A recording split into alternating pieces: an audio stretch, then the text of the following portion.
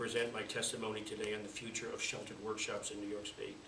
My audience includes New York State Senators Joseph Robach and Richard Funke, families of individuals who are currently employed at local workshops, and members of the New York State Partners in Policymaking.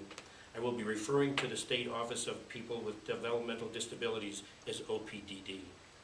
Good afternoon to all. My name is Stuart and I'm a participant in the Partners in Policymaking class of 2015.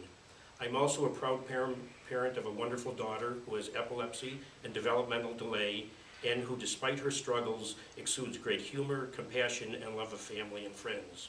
I suppose my reach into the special needs community and my close contact with sheltered workshops while employed at a local company motivates my concern about the future and viability of sheltered workshops and why I must speak out on the challenges facing workshops today.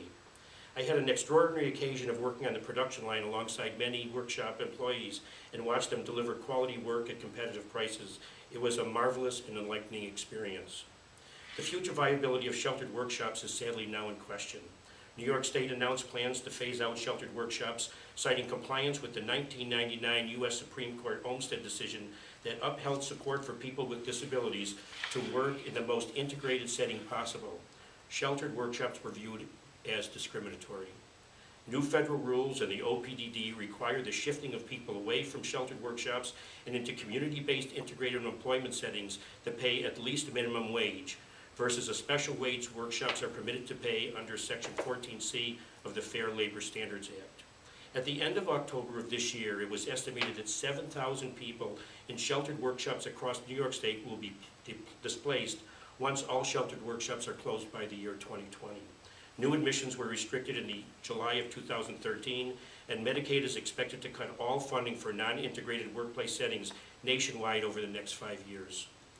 As advocates for inclusion, we cannot help but applaud all efforts to open up opportunities to integrate individuals with special needs into the community and to the workplace, but also applaud regulations that provide choice to individuals with disabilities. The mandated closure of sheltered workshops clearly removes this option of choice for individuals with developmental disability who may not be able to transition to employment within a competitive job setting due to readiness or severity of their disability. New York State has estimated that nearly half of the individuals affected by workshop closings will not find a job.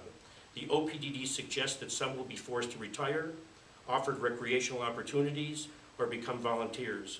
So why should an individual with developmental disability who is unable to make it in the competitive work environment be relegated to unemployment when within the workshop setting they are able to provide real work, can enjoy nurturing and social engagement, can earn a paycheck that can support and sustain their SSI eligibility, and can enjoy a personal feeling of independence?